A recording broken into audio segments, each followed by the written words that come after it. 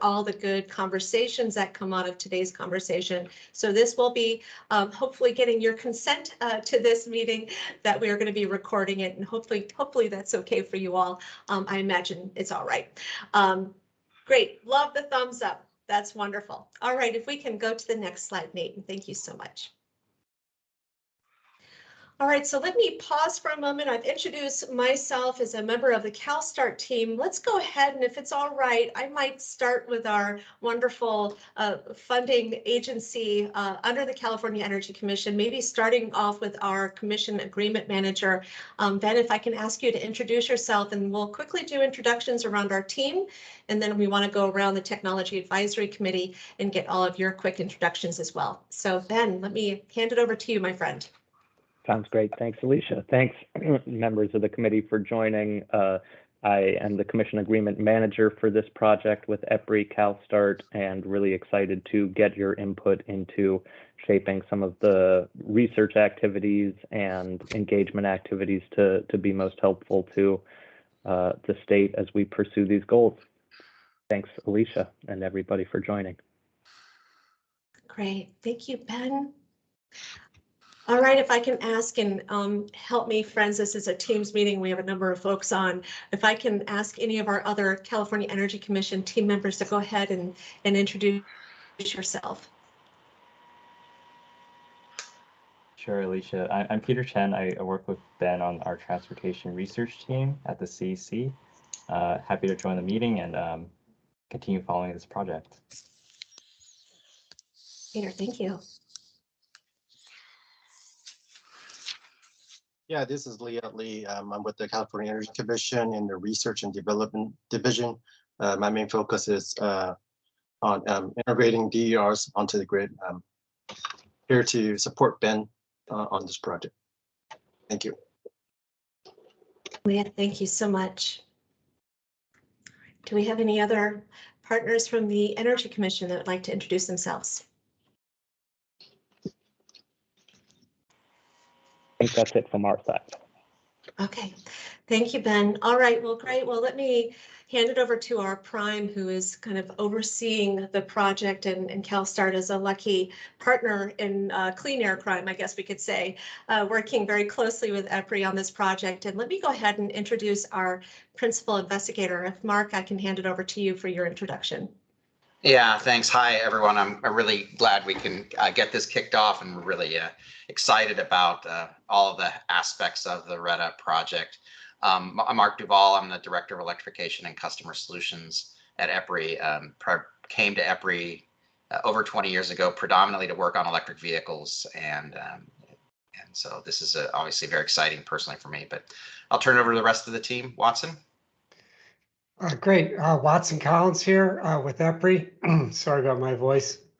Great to see everybody here, and it's really exciting to have an advisory committee with so many talented folks. So really appreciate that engagement. We're super excited to really get this project going and engage with yourselves and other committees and communities around this, so that we can kind of advance the goals of this project. And I'll turn it over to Audra next. Thanks. Hello, Audra Rogers with EPRI. I'm serving as project manager for the RHETTA project, and just welcome and thank you all for participating in our TAC. So I'd like to turn it over to Kristen Bush with EPRI. I see two more EPRI folks. Hello, everyone. I'm excited to also get this project kicked off. My name is Kristen Bush. I'm with EPRI's electric transportation team, so I'll be supporting some of the general tasks in RHETTA, as well as a few community engagement and workforce development tasks here. But looking forward to working with all of you. Now I'll pass it on to Sunil if you're on the line. Or Jen. How about Jen? Hi, everyone. I'm Jennifer Kwong. I'm with EPRI and a data scientist on the electric transportation team. So supporting RHETTA with the some of the travel demand modeling stuff going on.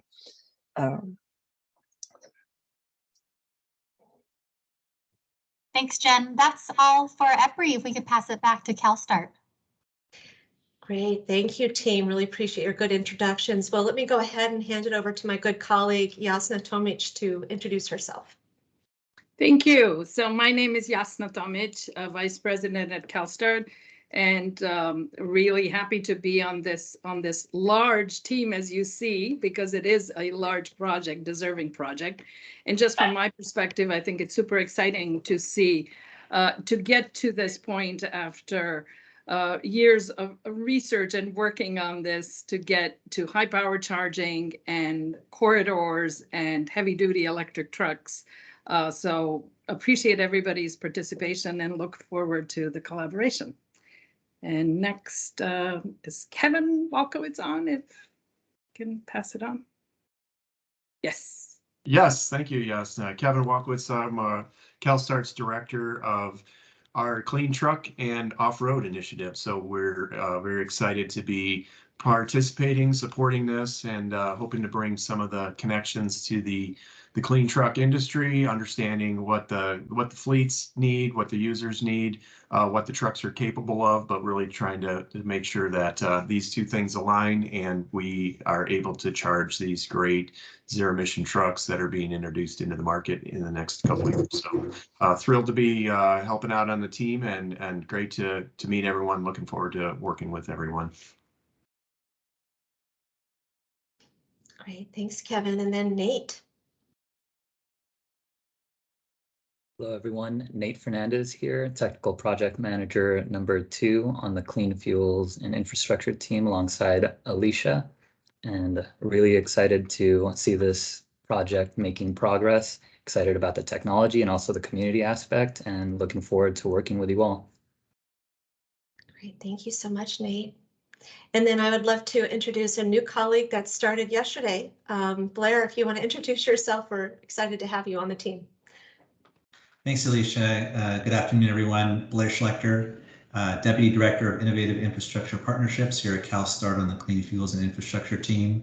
Delighted to be a part of the project and excited to work with you all, and looking forward to getting to know everyone. Thanks so much. Thanks so much, Blair. All right, good deal. Any other project team members here? And perhaps if Jordan Smith with the Southern California Edison is on, Jordan, would love to introduce you, my friend.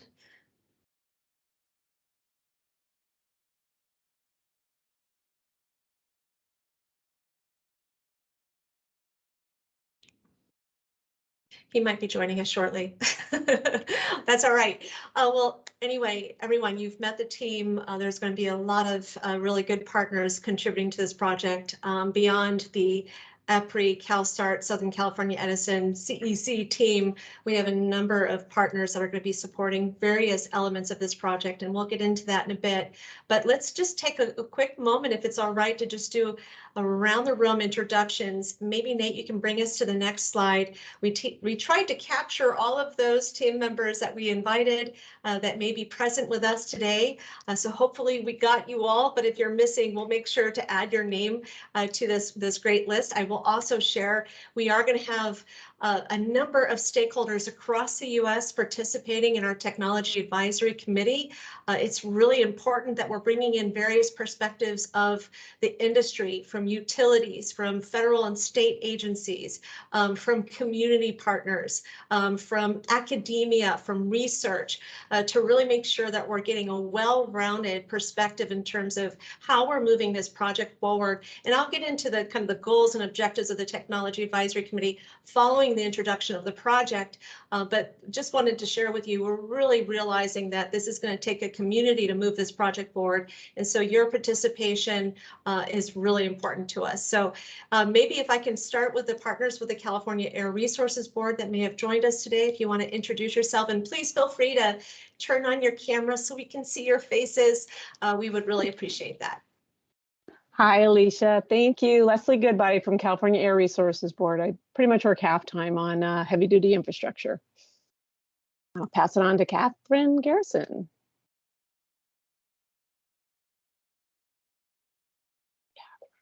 Hi there, Catherine Garrison.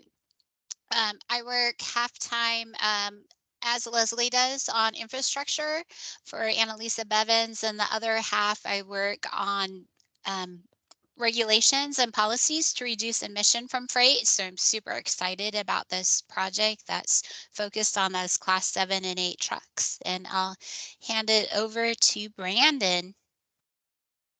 Thanks, Catherine. Hi, everybody. I'm Brandon Rose, longtime CARB staff. I am been working on the ACF rule, the electric or zero emission truck rulemaking, and working on the infrastructure components of that. And then my section also put together the Cal Green minimum power requirements for commercial medium duty charging last year as well. So pretty heavily involved in the space. Thanks. And do we have Annalisa on? I don't. I think Annalisa's on vacation. She might be coming back tomorrow.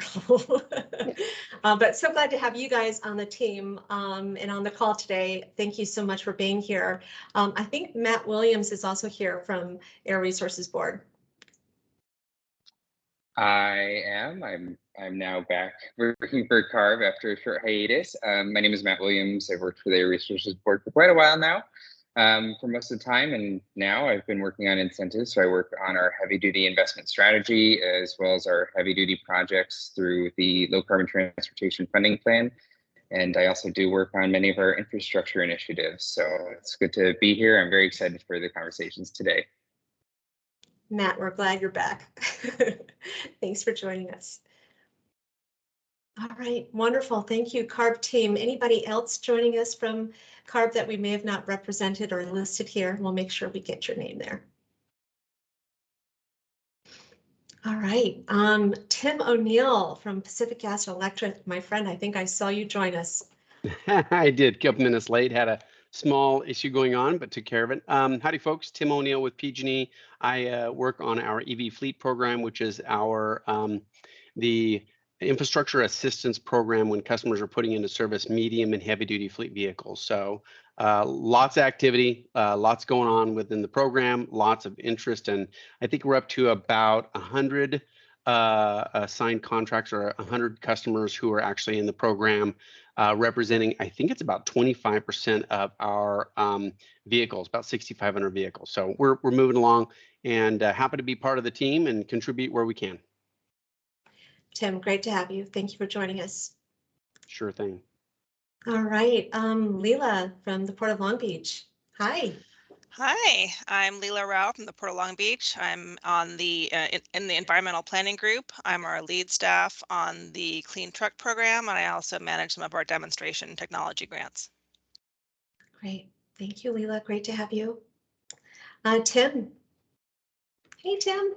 Port of Los Angeles. Hey everyone, Tim DeMoss, Port of LA.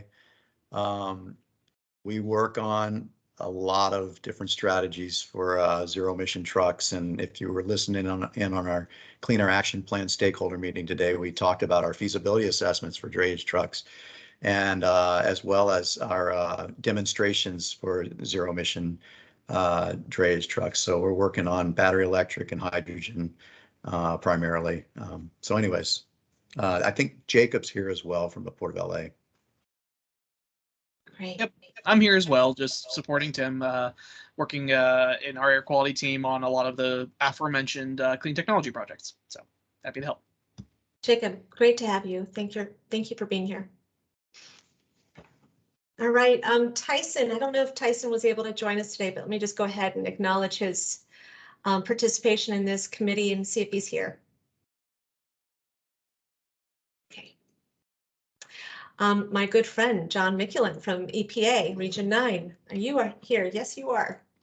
Hi, Alicia. Hello, everyone. This is John Mickulin at the U.S. Environmental Protection Agency. I'm a program manager focused on mobile source emission control technology development, strategy, and regulatory development. I appreciate the opportunity to work with you all. It's good to see a lot of familiar names in the participant list and some that I don't quite recognize, but again, looking forward to working with you all on this important initiative to prove a vital technology for enabling heavy-duty ZEV operation in the United States. John, you're the best. Thanks for joining us. All right, Ginger from the National Association of Truck Stop Operators. Hi, everybody. Ginger with NATSO, as we lovingly call it, but I'm glad you spelled it out as to what we represent. So we are advocating for truck stop owners and travel plazas, travel centers. Obviously, have members in California.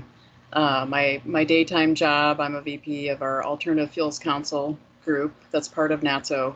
I focus mainly on the renewable fuel standard, but obviously tinker a little bit in the LCFS side of things as well. So obviously we have a lot of interest in being a part of this group, and I really appreciate the opportunity to be a part of it. Thank you. Ginger, great to have you. Thank you. All right, Audrey with the California Public Utilities Commission. Hi, this is Audrey Newman. I'm a senior analyst with the Public Utilities Commission, focusing on transportation electrification. So do a lot of work overseeing the utilities programs related to EV infrastructure, largely more recently focusing on the medium and heavy duty side, and then working a lot on our forward-looking vision for CPUC policy on transportation electrification through our transportation electrification framework process. I additionally do oversee some of our LCFS programs. Great, thank you, Audrey. Great to have you. All right, our friends from Caltrans, if I can ask my friend Eric Fredericks to introduce himself.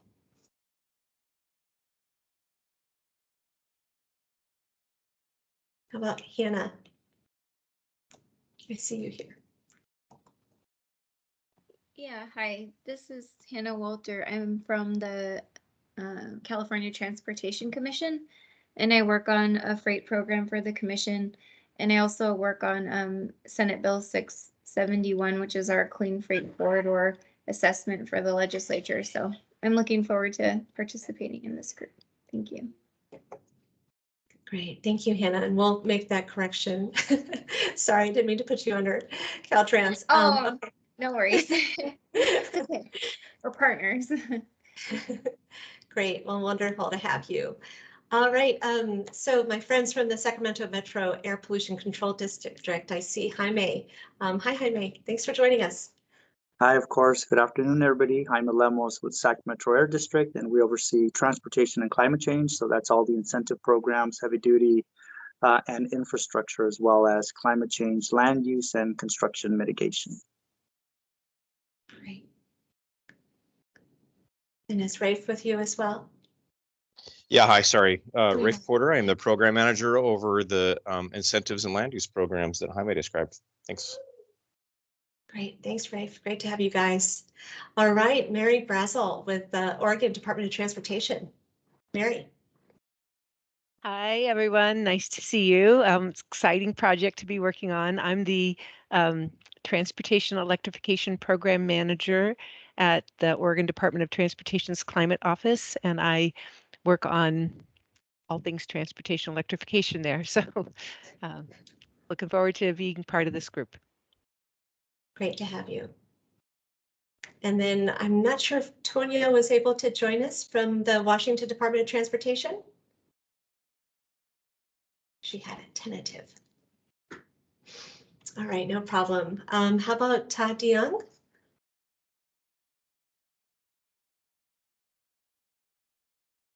I'm taking a scan. All righty. All right, South Coast Air Quality Management District. Erin, are you here with us?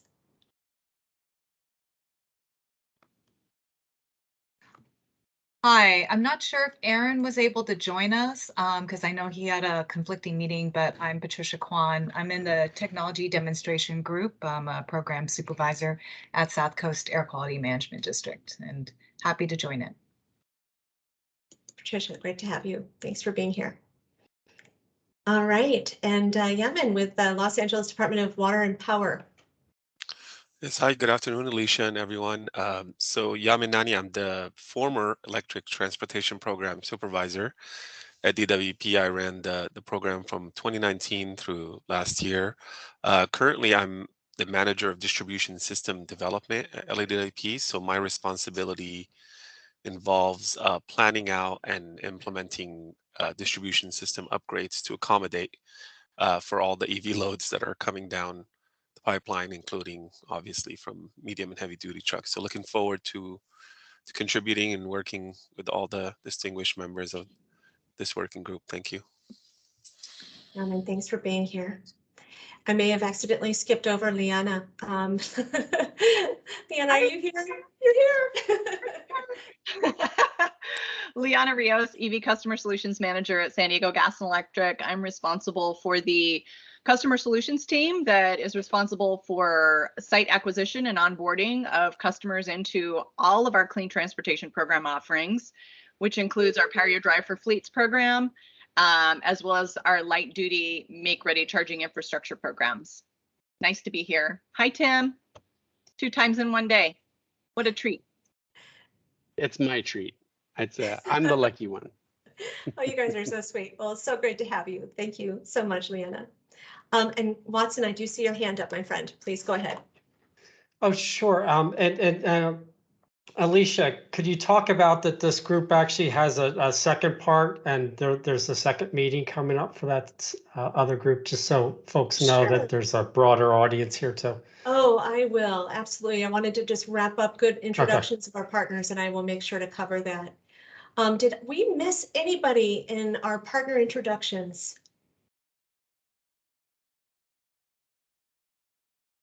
And thank you for letting us make time for this.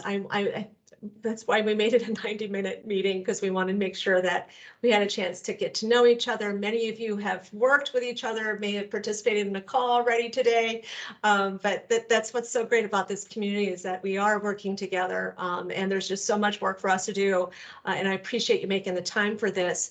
I do want to share that we are going to have some partners working with us from the Department of Energy, as well as the Federal Highway Administration, and some East Coast partners. We are going to be organizing a second technology advisory committee to accommodate East Coast time zone. Ginger, who's lovely, who's also kind of central time zone, is joining us late in her day, but we will be following up with another meeting just to make sure that we're giving good introduction to this project. We'll be covering the same content that we're covering today, so no need to participate in that meeting, everyone, but just wanted to let you know there is going to be a larger group that includes not only of our West Coast critical partners, certainly a lot of those are going to be in California, but we wanted to make sure that this is reaching in terms of our national audience as well as our global audience. So we will be having a part 2, if you will, to our Technology Advisory Committee, of which Watson was referring to. All right, so if we haven't missed anyone, we're going to move on. And what I would love to do is bring Mark in, who is our principal investigator, to give us a nice overview of the project. And then we're going to break it down nice for you. And then we're going to talk about the goals and objectives of the Technology Advisory Committee. Mark, over to you.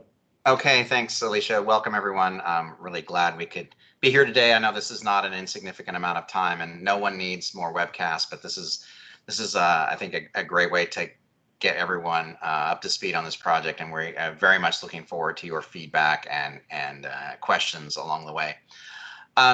So the California Energy Commission created this opportunity to create a research hub to accelerate the electrification of heavy duty vehicles through the provision of infrastructure. As you all know, I think that, you know, it was maybe only 4 or 5 years ago. In fact, I think it was with Tyson Eckerly. I was talking to GoBiz, and they said, well, everything's really going great with EVs, but we still don't have line of sight on a low carbon strategy for heavy duty. And I said, well, give it a few years and let the technology catch up. And of course, the technology is leaping ahead. And so now we do have line of sight around electrifying first drayage and I would call medium distances. And I think the technology right now, technological foundation for electric trucks is extremely strong and getting better every day. We also know that infrastructure for these vehicles pushes the limits on the vehicle side. It pushes the limits on the grid. You know, megawatt scale charging loads are, you know, obviously the utilities will serve these loads, and it's not a problem to serve these loads. But doing it optimally everywhere needed, when needed, is important. We will have to be very deliberate and careful about how we do that. So, and then the last thing I'll say is that we all know that that heavy duty trucking and goods movement is one of the is one of the top impacts, is one of the top negative impacts on impacted communities. That it's a, you know, it's a top 5 generator of NOx in the South Coast Basin. I think it's probably in the top 2 or 3, and that there's really a large potential to create a huge societal benefit by tackling this issue. So so with CalSTART and EPRI together, it is a very complementary team. We do different things very well, and we fill in a lot of each other's gaps. And of course, we have Southern California Edison, which is you know, clearly one of the most advanced utilities with respect to its approach to electric transportation, and Jordan Smith is a world-class expert in this area. So in other words, that and all of our other project partners, it is really well positioned to try to make an impact here, and we really do appreciate the Energy Commission making this opportunity available, as well as CEC and CARB funding all of the different zero emission drayage pilots throughout, you know, in Northern California, Central Valley, Southern California. So these are really going to accelerate this area, and it's going to be nationwide in impact at a very minimum. All these projects and all these investments will have national and global impact. So back to eTRUC, back to our research hub for electric technologies and truck applications. So our project goals: we want to advance the R&D activities, RD&D activities for these large trucks. We'll start with drayage, but of course, everything we do will be to facilitate the decarbonization of goods movement throughout the state and beyond the state's borders. We have a community first approach. As I mentioned, there are many impacted communities when it comes to goods movement, and we obviously have a very deliberate, very closely engaged approach to working with them and meeting them where they are and serving them, rather than assuming that, hey, we'll electrify some trucks and that'll, you know, provide the infrastructure. We're not going to do that. So we spend a significant amount of the project on this issue. Fleets, you know, understanding the fleet needs, how they would use these systems, where are the truck OEMs with respect to megawatt scale charging. This is obviously an area where you don't want to assume that there are even trucks out there ready to do this today in more than, you know, quantities of a handful. So we definitely have all of these stakeholders as part of our project. And then finally, we are going to both plan and deploy stations that will implement these megawatt scale charging technologies, integrate them with DER, integrate them with the grid, and working with the fleets as customers, working with the host sites as customers. And we're going to do this, and we're going to create, and what we will leave behind us is a plan that will help govern how this infrastructure should be deployed throughout California as the electrification of goods movement scales, and it will scale dramatically. So this is the right time, and this is the right time. We are, I think, in this respect, I think we are positioned well. We're in front of this now, but we have to move. We have to really move deliberately and with a lot of energy. With that, I'll turn it over to Alicia, and I look forward to everyone's feedback. Thank you. Mark, thank you so much. A really wonderful overview of the project, and what we want to do is kind of go a little deeper into each of the elements, and there's just so much that's going to be moving forward at one time, because there's just a lot of activity to support to get this project underway, and certainly to develop the technology, but also to be creating these first of its kind zero emission freight corridors in California. And then how do we replicate these best practices that we create from this project beyond California, and really be a leader in showing that we can support this transformation to a zero emission transportation future. So the key activities that we wanted to highlight for you today is talking about the community engagement, talking about the work we're going to be doing to create the workforce to support this transformation. Certainly, we need to understand how do we develop a technology that's going to support the use case. So working with fleet needs and technology maturity assessment, so really understanding what the technology needs to be and how are we supporting the business model for our end users who are ultimately going to be using this charging technology as they're moving goods along these freight corridors. Then talking about the advanced high-powered charger technology that we're going to be designing from this project. And we're going to get into a little bit about what that means and who are the partners we're going to be engaging with.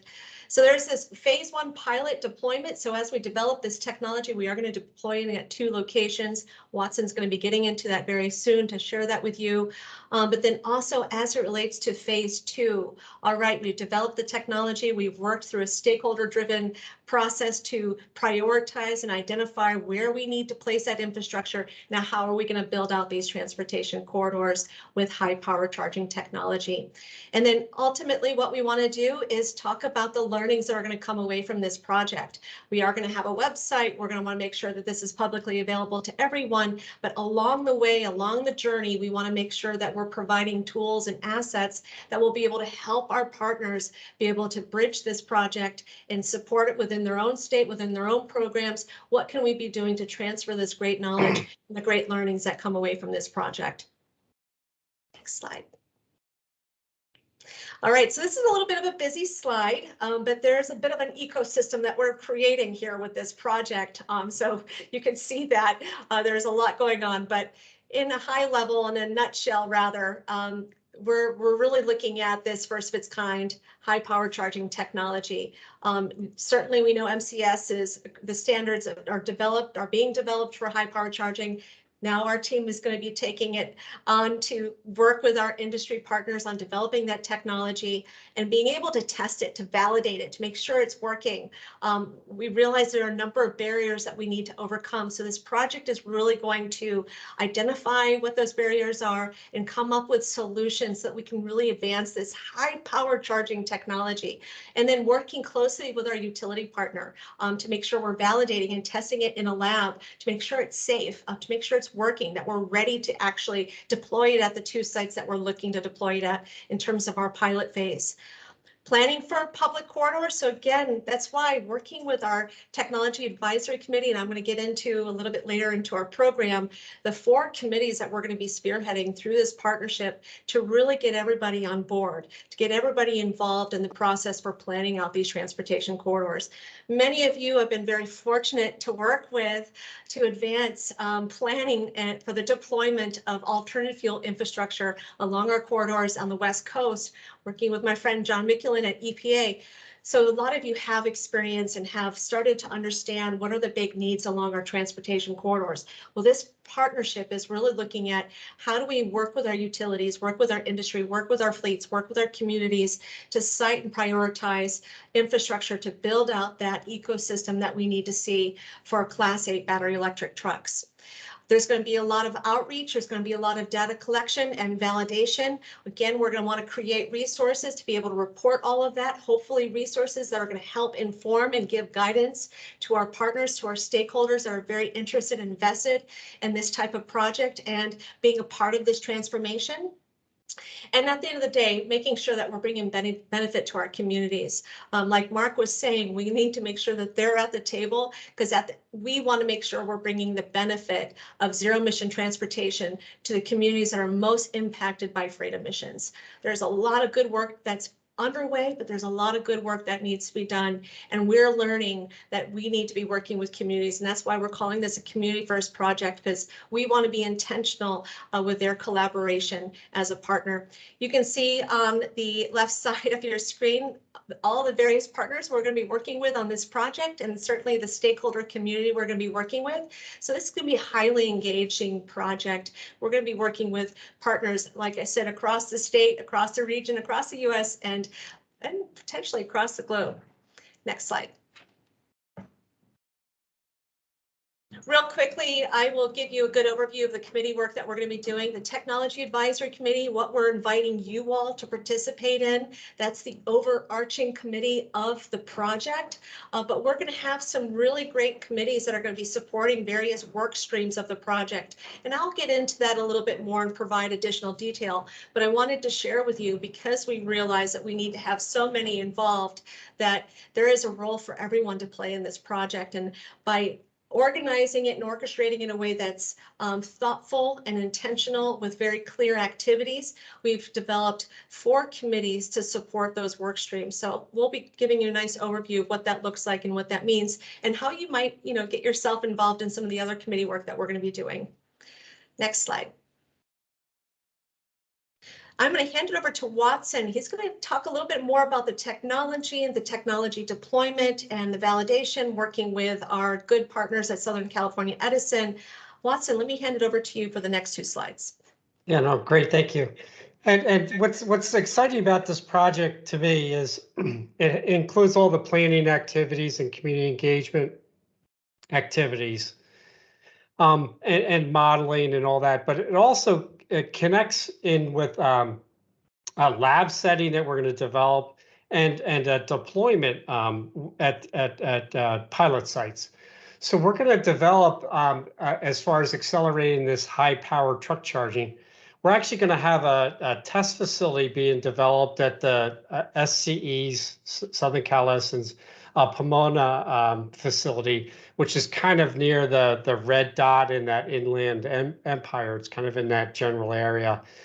And what we're going to be able to do with that is we're going to be able to, bring hardware into that location, test it. We're going to have all the facilities and infrastructure connections and all that, so that we're going to be able to validate this hardware, try it out before it's utilized in the field at a location. And then on these deployment sites, we're going to have we have 2 great partners for this right now.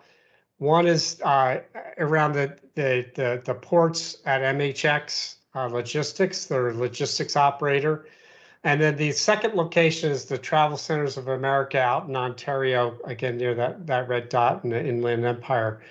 We're going to have infrastructure deployed at those sites, and we have those projects getting kicked off now. We're meeting with the host sites, developing plans and designs for installing infrastructure.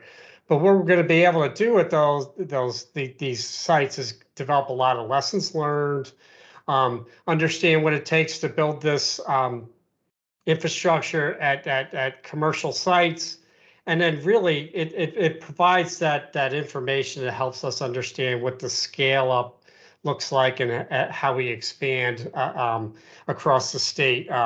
So that's the really cool thing is this project isn't just a study of modeling where infrastructure should be. It's around trying these locations out, making sure we understand the technology pathways. And on the next slide, we have a nice description of what our technical objectives are for this.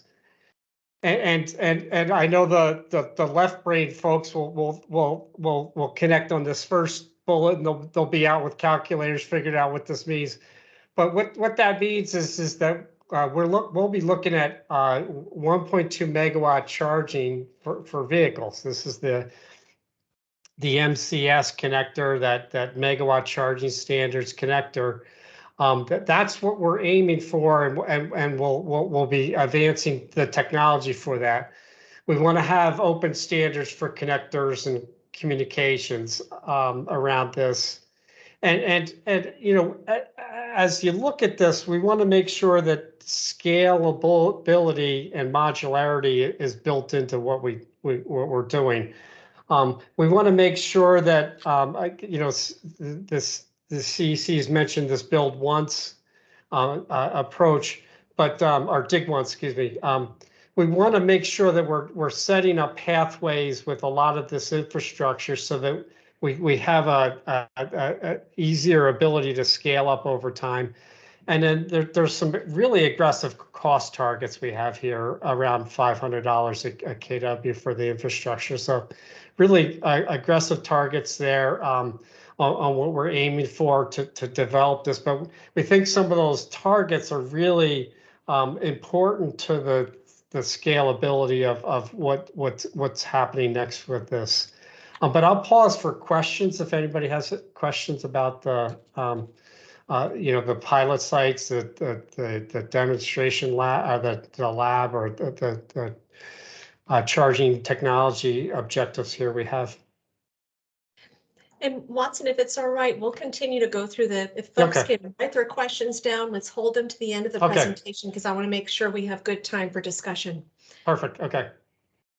Thank you, Watson. That was really great. All right, I'm now going to hand it over to Nate, who's going to talk about the importance around corridor planning for this project. Thanks, Alicia. So I'll be talking about the first of its kind zero emission freight corridor that we're planning in this project. We're going to be identifying site locations to support battery electric trucks. We're taking a community-driven approach, making sure we understand the needs of the affected communities. This will involve building a heat map to see how we're prioritizing sites based on user needs, convenient access, major throughput areas for freight volume, grid capacity and capabilities like DER and on-site storage integration, and whether or not these sites are in disadvantaged or highly impacted communities. And we're going to use this heat map throughout the life of this project to inform the development of this corridor. And that's another reason why working with our technical advisory committee is so important, is so that we can expand this project beyond California. And this map on the right of the screen shows some of the work done here at CalSTART already for the West Coast Clean Transit Corridor Initiative, with partners like SoCal Edison to work with utilities to evaluate infrastructure opportunities for zero emission freight movement and identify charging opportunities for medium and heavy duty vehicles along the I-5 and other major connecting corridors. And with that, I'll hand it back over to Alicia to discuss our advisory committees. Great job, Nate. Thank you so much. All right, so we're getting close, team, to telling why you're here, what role you're going to play. I shared with you earlier that we have 4 committees that we're going to be leading, and there's really important reasons why we have 4 committees, because we have some critical work streams that we need to move forward and that we need to advance. So I wanted to highlight them for you. I will be going over very soon the goals and objectives of the Technology Advisory Committee, which I shared with you is kind of, you are the center of this little cycle that you see, the Technology Advisory Committee. You're right there in the middle. And what we're seeing are these other 3 committees that are going to feed into their great work that we're seeing at the very top in terms of how we're influencing the design and implementation of this project. So the 3 other committees that we have involved in this project, as we said, really speaking to intentionality, community-driven, meeting the needs of communities living nearby and along these transportation corridors, making sure that they're involved in the decision-making process.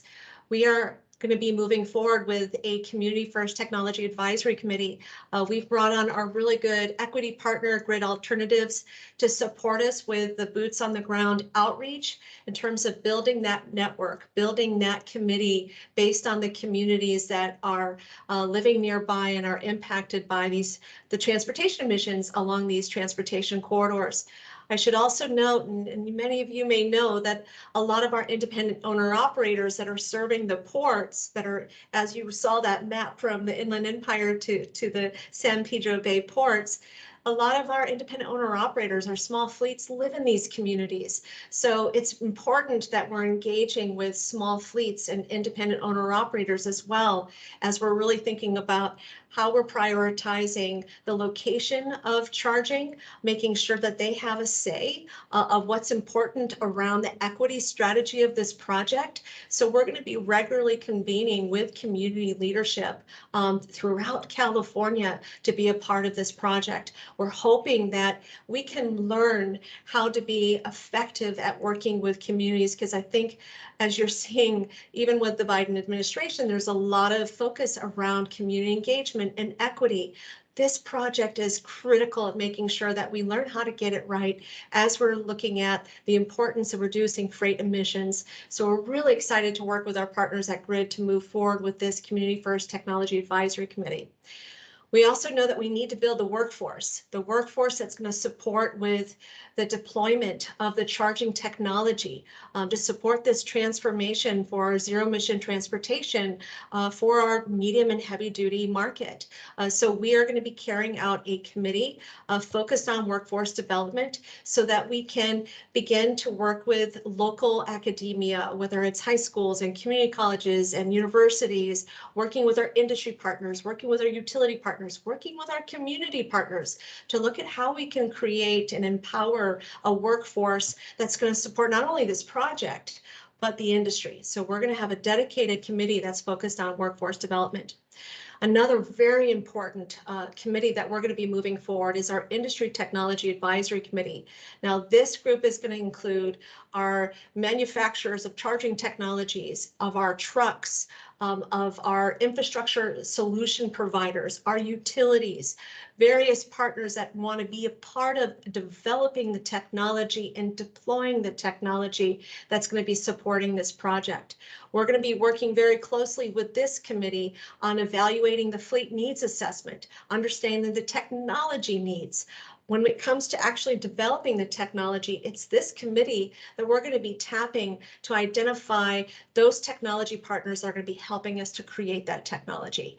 So hopefully this gives you a good sense of how we're going to be working with all these really great inclusive groups to help steer the direction of this project. And now let's go into what does it mean for our Technology Advisory Committee.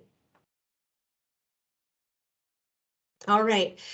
So the goals for the Technology Advisory Committee are to guide project direction, use engagement of the other committees. So you saw that you all are kind of at the center. We have all these other committees kind of feeding in all of the great learnings, all of the good activities that we're going to be supporting the project. We're going to want to make sure all of that is informed and brought back to the Technology Advisory Committee, but also the guidance is reflecting out to these various committees and the work that we're doing for this project. The objectives. We want to make sure that we're asking you probing questions to ensure long-term perspective and success. We want to make sure that we're being thoughtful and we're always thinking ahead in terms of how do we make this project most impactful and successful. We want to make sure we're using you as a sounding board. You have so much experience. We have so much to learn from you. We want to make sure that we're looking and identifying those technical and financial barriers. We also want to identify competitive advantages.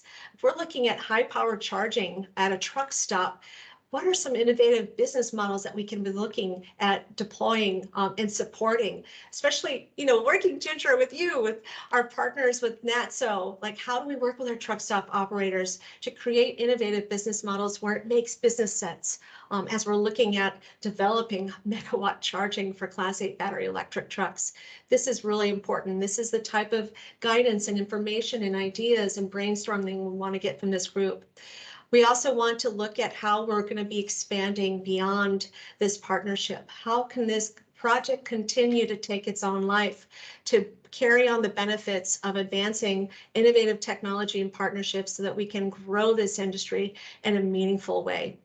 In terms of function, we want to make sure that we're understanding the various market applications. That's why it's so important that we're working with Leela and Tim at the ports to make sure that we understand the business case of our drayage partners. Like, what are you learning? How do we make sure we're taking in that learning as we're applying it to the development and implementation of this project? Again, I mentioned project guidance and direction. We have a lot to learn from you, so we want to make sure that we're taking advantage of that. Also evaluating tangible benefits, and a lot of what I was discussing earlier around technology transfer, we find that this is a really important part on what are the resources and tools we can be creating out of this project that are going to help you, that are going to help other partners, that are going to help other states, they're going to help other countries be able to create zero emission freight corridors and looking at the opportunity of deploying charging technology, high power charging technology for Class 8 battery electric trucks. And then opportunities of leveraging other projects. There's so many awesome efforts that you all are leading and pioneering within your respective agencies. And we want to make sure we're tapping all of that and making sure that we're being as resourceful as possible. Next slide. So our tax strategy in terms of what we'd like to do moving forward. So depending on your kind willingness, and we know everybody lives in the world of Zoom right now and team meetings and virtual world. So we hope to not bother you too much, but we want to make sure we're pulling you in enough so that we're continuously getting your guidance at the same time that we're providing you an update with how the project's proceeding. So we would like to meet with you 2 to 4 times a year if possible. Again, we'll make sure that we're very clear on what the objectives of each meeting is and what we're looking to achieve. We're going to want to make sure we're seeking input when we have these meetings, and also how do we maintain that momentum, build a strategy around how we're going to replicate the success of this project. We want to work with you to monitor project milestones. Of course, we want to report how the project's progressing, but where are there opportunities of improvement that we can be making along the way?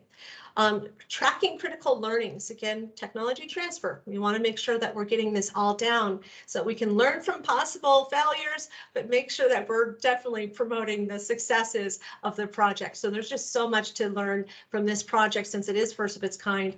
And we realize there might be some hiccups along the way, but we're going to really create something that's meaningful and that's going to be moving us in a forward direction. And then broadening our stakeholder involvement. So who are we missing? Who's not at the table that needs to be at the table? We want to make sure that we're constantly working with all of you to make sure we're tapping all of these great partners that are out there that are like-minded, that want to be a part of this. Next slide. All right, that was a lot. Thank you, team, for taking that in. Let me go ahead and pause for a minute. I do have some questions I would like to throw back to you to get your input, but let me just see if there's any questions that you might have for anything that we may have presented that you might want some clarification on, and then we'll get into a few discussion questions because we would love to get a sense of what you think of this project and what it means to you. So let me pause there and see if there are any questions regarding what we presented to you today.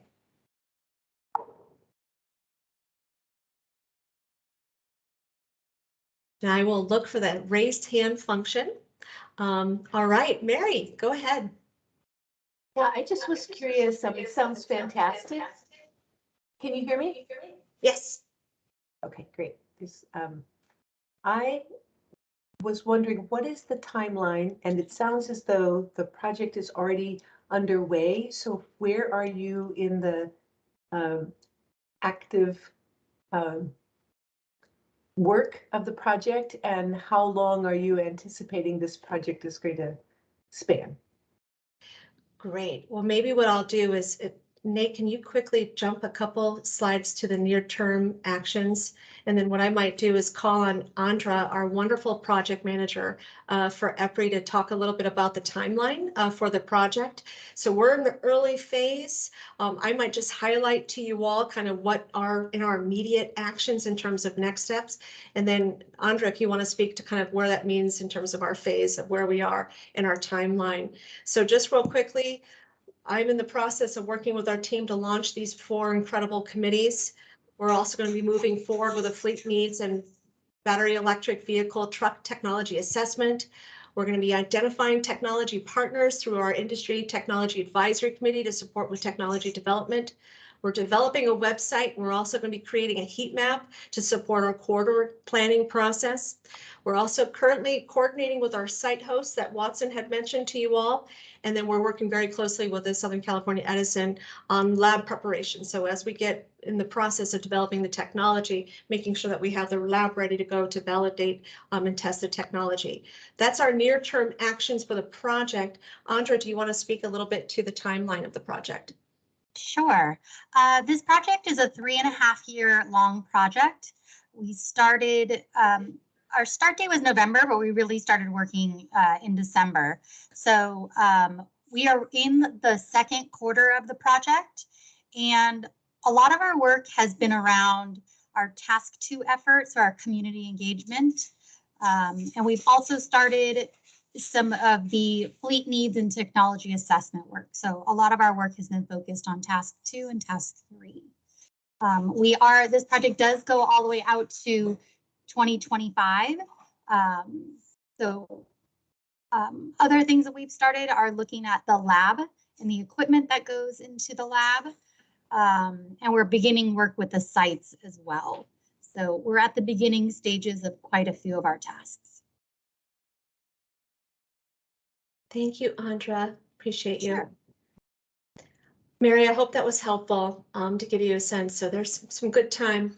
There's a lot of work to do. We got to get going. Time's running quickly. But yeah, hopefully it's a big project. Yes. A very big project. Thank you. Thanks for your question. Any other questions before we get into discussion? Tim. Yeah, Alicia, it was interesting because we have a program here, EV Fleet with PG&E's program, and we've got a customer who's building what they call it the 21st century truck stop. You all may be familiar with it. The company's Watt EV, and so I know we're already in design phase and starting construction on that project, and I was just trying to see if we should somehow bring them in or sort of discuss that project and possibly get lessons learned. They're actually in Bakersfield, so it's right in that one of the black box corridors that I saw on the heat map, which was great. So I just wanted to make sure that everybody on this team was aware of what was going on over there and see if we could have any synergies or maybe bring them in or talk to them. I don't know. I just thought I'd make sure that you guys were all aware of all those guys and vice versa. You got it. Tim, thank you so much. In fact, we are working with Watt EV and they will be participating. Hopefully they'll be participating in our Industry Technology Advisory Committee. They have been invited to participate. We've been talking quite a bit with the Watt EV team. We're actually having an event, don't mean to plug, but we have a Fontana event on June 8th where we're going to be featuring zero emission truck technology. And we're also inviting a number of our infrastructure providers to come and share their business models, their charging solutions, and Watt EV is going to be participating in that. So yes, you've named a pretty good partner to bring on. So thank you. Sure. Thank you, Tim. Any other questions? And if you have questions that come up along the way when we get a discussion, please feel free. John.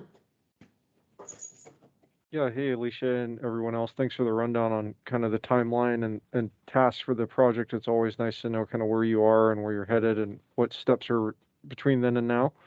I'm curious in terms of kind of the OEM partners for the demonstration and what actual products will be interfacing with the demo stations. I know for many of the demonstration and early commercial projects that EPA is involved in, we're not seeing onboard charging capability kind of above 150 kilowatts.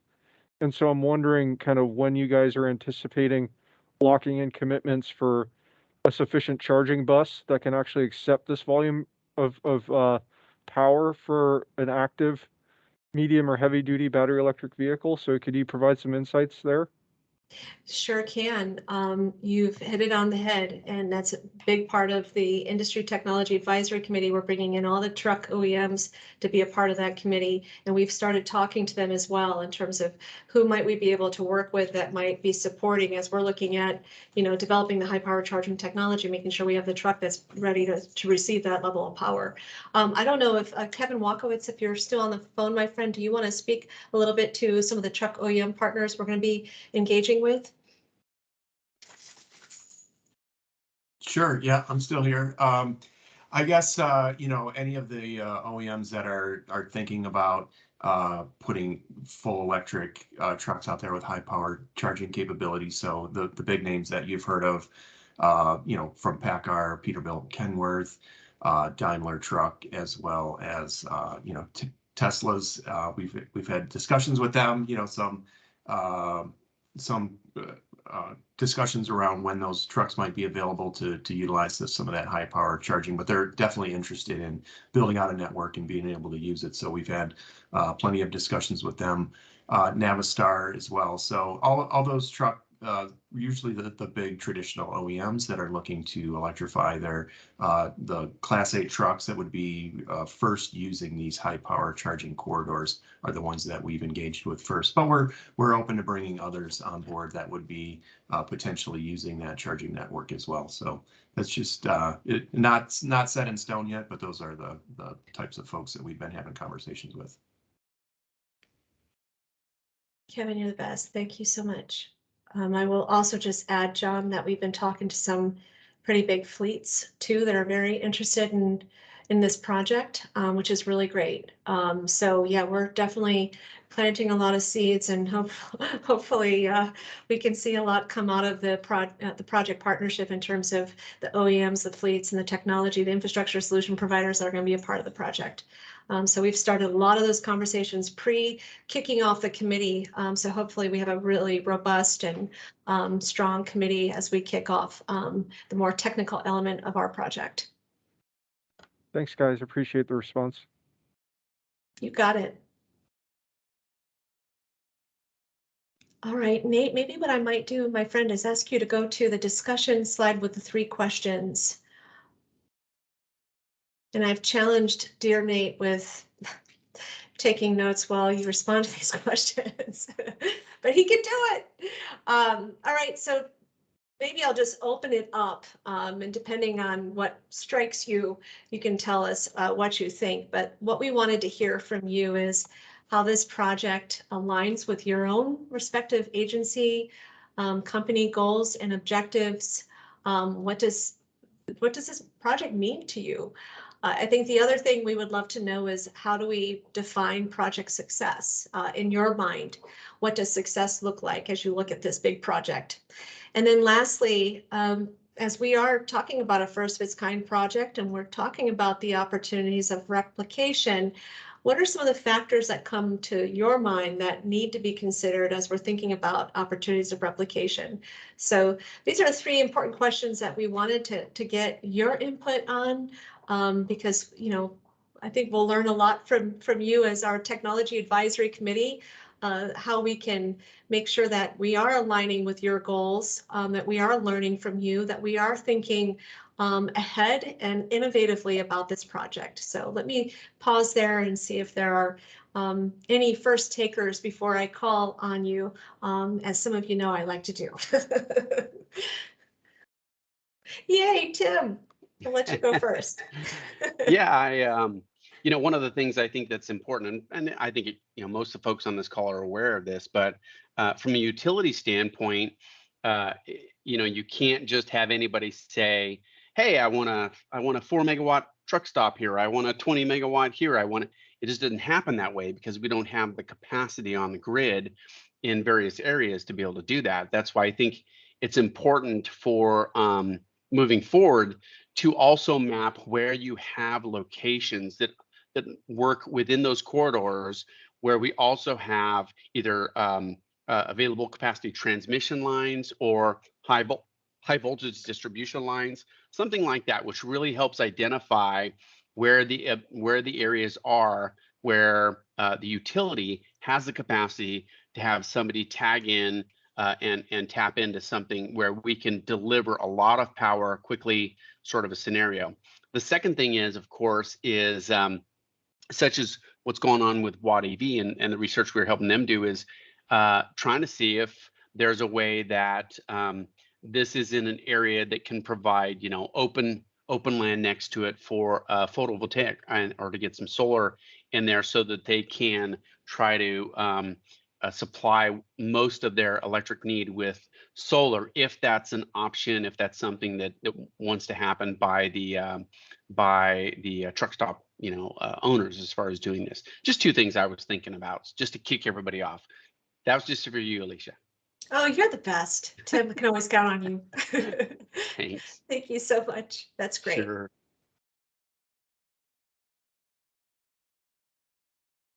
All right, who's next up?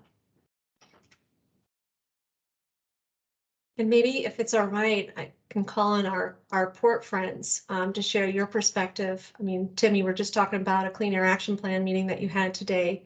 And how you're focusing on zero emission drayage and all the work that you guys are doing. What does this project mean to you? What value can it bring to you, and how can we be working more closely with you on this? So you had me at high power charging corridor.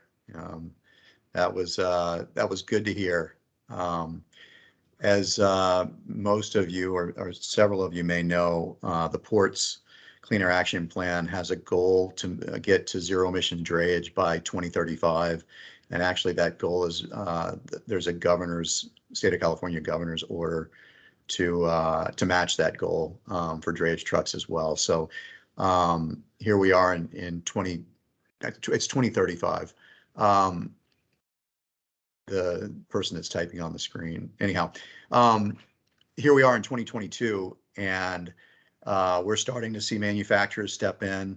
Somebody named a whole bunch of them a little bit ago, and certainly we're starting to see them get a respectable amount of range. We need more for the drayage that occurs here in this area, just because when you think about the drayage, you've got the short haul, medium haul, and long haul, and in this region, long haul is about 70 miles out to the Inland Empire from the ports. However, you got to come back another 70 miles, so you eat up 140 miles worth of charge or worth of range in just one round trip. And if these trucks are expensive. If you're gonna be able to afford a truck like this, you got to do several turns in a day. And so this high power charging, where you can come into the port and then find a place to charge up along the corridor. Maybe some places at the port. We don't want all of it to be at the port. We certainly want a regional solution, because we've got a lot of traffic at the port. There's communities, the disadvantaged communities that surround the ports. The last thing we want to do is add to their traffic. So we got to be cognizant of that. However, there might be some land and places where we can find some areas where we can do some fast charging. Certainly opportunity charging is what we like, at least at the Port of LA, because we don't want trucks coming in and sitting for 3 hours to charge, and trucks waiting outside that facility to get in and creating that traffic. So yeah, this sounds like a really good idea. It certainly aligns with our goals and objectives. I love the fact that infrastructure is being studied and looked into, because when I think about this as we go forward, the OEMs for the electric trucks are going to make this work because there's a business case for them, and this, I think it's doable. But it's, where are we going to put how are we going to charge all these trucks? That's the hard thing in this area where there's not a lot of open vacant land. So there's going to have to be some solutions that come from thinking outside the box, and certainly fast charging is going to have to be one of them. So that's my thoughts on this. Tim, love your thoughts on that. Thank you. Thank you very much. Did someone else try to chime in? Tim, no, really appreciate that, and really good perspective, and so much that you guys have already learned looking at this very closely. Really appreciate that perspective. Maybe if I can, and Jaime, if you're still here, I see your name still there. If I can tap you from you've always been a wonderful partner to collaborate with as it relates to community engagement and community first projects. Would love your perspective on how this might align with the goals of the Air District. So it aligns really well, especially as we're moving into the zero emission space. And as you were mentioning, Alicia, with the community folks, that is what we are hearing here in the Sacramento region, right? It's, what are you guys going to do about the big rigs? And I know that that's very true in all the communities. The largest percent of the PM within our regions is really the heavy duty transportation sector. I would like those lines to be moved further north, right? And then I know that Watt EV was also mentioned, and so we're also working with Watt EV, but we're also, anybody who's welcome to continue the pathway and the corridors and follow the 5 all the way up north, we'd be super supportive of.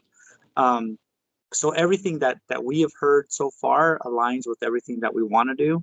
I think the challenge, and I think that this is where the manufacturers will come in, is product availability, right? As we look at some of the vehicles, and so those are just not a concern because I think the timing will align just right, but it is a concern as of right now. And so, you know, I think that everything else, you know, is really good, and we're behind it. Awesome. Jaime, thank you so much. I had a feeling you'd be behind it. Thank you so much. Yep. Ginger, you've been so lovely to join us. Would love to hear your thoughts as you're hearing about this project and working for an association that represents truck stop operators, those partners we're going to want to be working with in the future to install zero emission infrastructure. What does this, how are you receiving the information of this project, and what does it mean to you? Yeah, I kind of will dovetail off of some of the others that have spoken already, but basically, you know, our members, the truck stop operators, want to be part of this conversation, and I'm so glad that we're part of it on this team or this committee, because they have great real estate, right? They're along all these corridors. They have the real estate, sometimes very large pieces of real estate that, you know, we're talking about, you know, solar panels and other types of energy that we could put. And a lot of times these guys have tons of property and they're sitting at these probably the prime locations. They still want to provide services to, they're still truck drivers, right? So we still have to provide those same amenities to them. They need restroom breaks and they want to grab something to eat and showers and all of those things, and parking. And obviously we want to watch this, and I'm very excited to see that TA is going to be participating in a pilot location. So I'm really interested in that and how that goes. And obviously want to watch this very closely because we would want to replicate this in other states as, you know, the EV grants that are becoming available. This is something we need to get everybody involved in. The trick is, though, with these truck stop operators is that they want incentives. They want incentives to build the infrastructure. They want to have incentives to be able to charge. That's the biggest thing we keep hearing is, I'm still working with folks that are just starting to blend their diesel with biodiesel.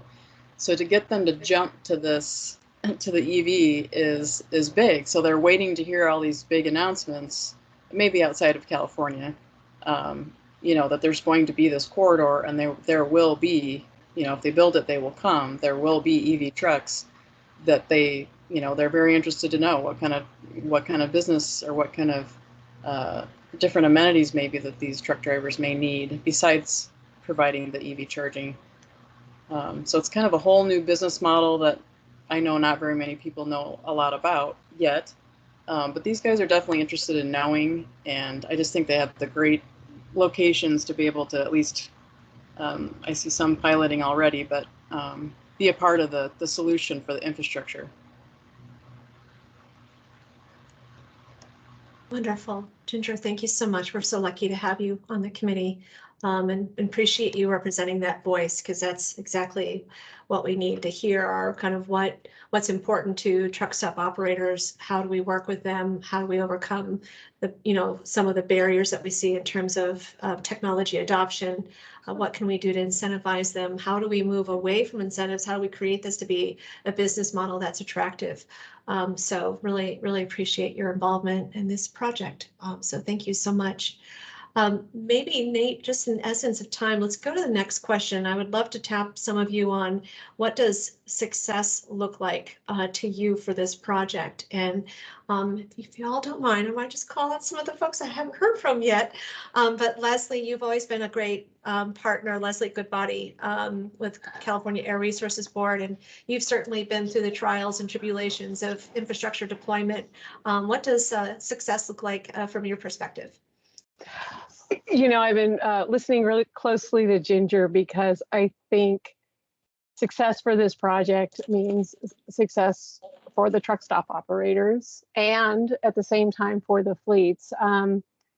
This has been that retail setting. It's always going to be the biggest challenge when it comes to, at least with charging. We we've been all looking so closely, at depot charging, at lower power charging, and how we think that's going to be, a lot of the charging needs. But a lot of us realize that if we don't have this truck stop resource out there, it's critical. It's a real linchpin. It's going to be a real linchpin to even get people to invest in this technology.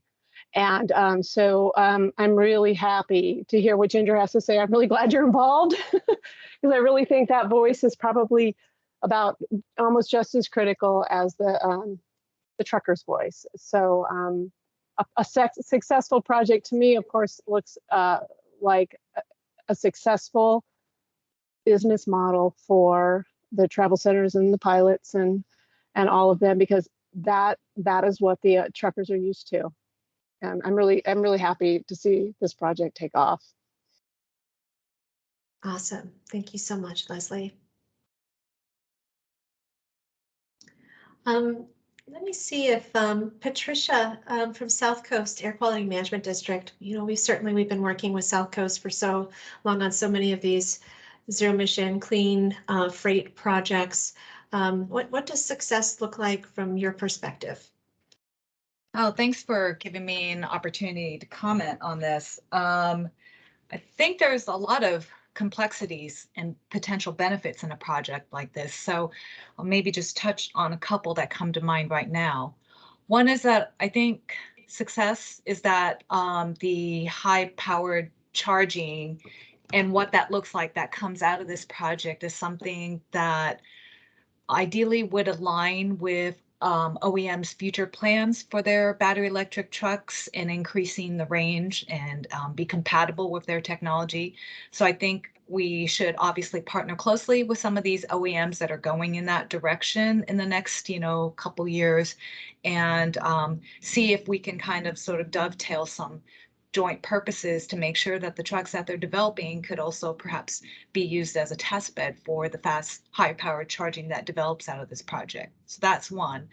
The second is that I think that we'd like to hopefully develop higher-powered charging technology that can be used in several different kinds of applications. I know we talk about depots and places where a number of trucks can find assured places for charging, maybe between their fleet or home domiciles and the ports and, other sort of goods movement destinations that they go to. I think that's important.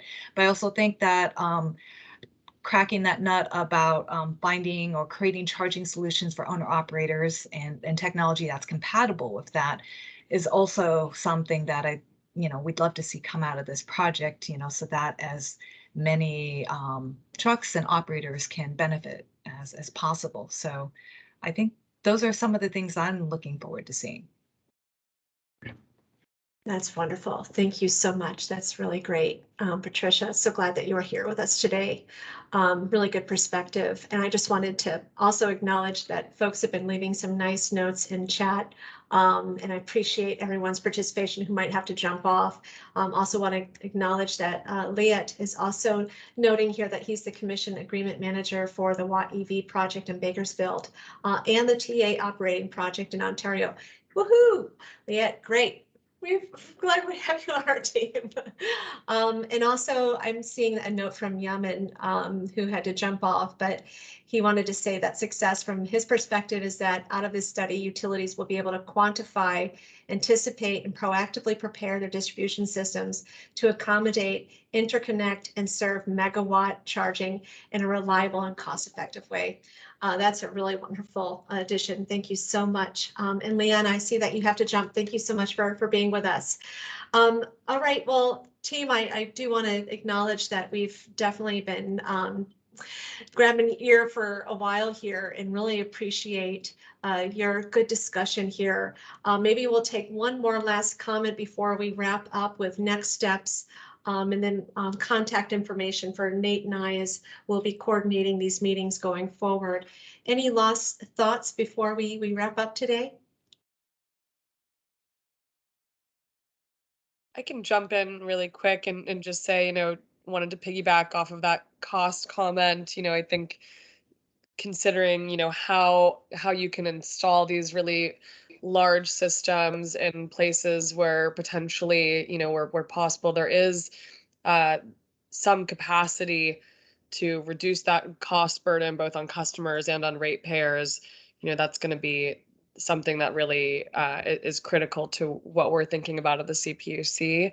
And then also, to the extent that, there can be some strategy around where and how many, stations need to be really installed to really minimize that cost and maximize that efficiency as well.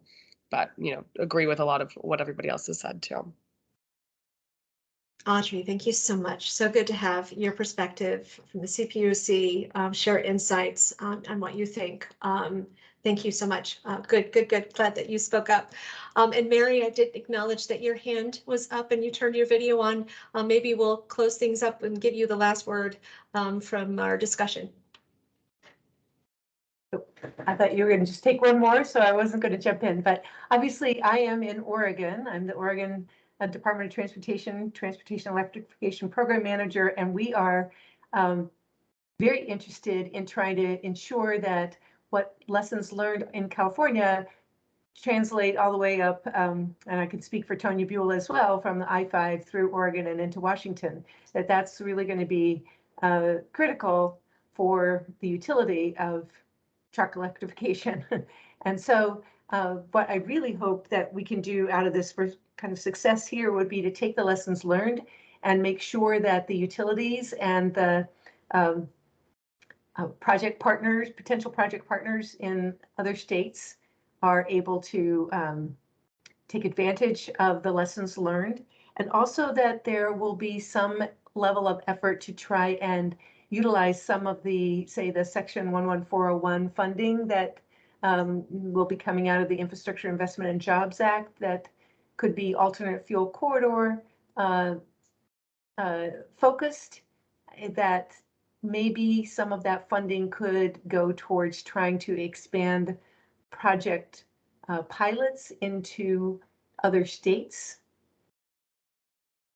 So that's what I'd like to share. Love your thinking, Mary. That's why we have you here. That sounds great. No, that's exactly what we want to try to do, is inspire partnerships beyond this project, and we have that opportunity, and that's why this committee is going to be key at looking at where those opportunities are. And yes, we're carefully tracking everything that's coming out of IIJA, and there's some interesting planning grant opportunities for regional partnerships for hydrogen and electric charging infrastructure. So that might be something to keep our eye on. But yes, absolutely, Mary. Thank you so much. And we're so glad you're part of this partnership. Well, team, that brings us at the end of our meeting. Just a couple of follow-up items. As a part of our partnership with you, we are going to develop a commitment letter. We want to make sure that you're good to participate in this committee, that we can count on you from 2 to 4 times a year. And again, we'll work with you on that schedule to make sure it's convenient for you, but also that this project aligns with your goals and objectives for the work that you're trying to do as well, as we're looking to seek and bring in your experience and expertise and leadership into this project. So we'll be following up with a really good email with next steps, kind of getting your feedback on what we shared with you today, as well as planning for our next meeting that we'll have with you. So thank you, everyone, for being a part of today's meeting. You see our contact information. Everybody's going to get a copy of the slides that we shared today, as well as a copy or a link of the recording of the video for today's meeting, along with our next steps. So you'll be hearing from us soon. But thanks again, everyone. We're so excited to work with you and really appreciate and value your partnership.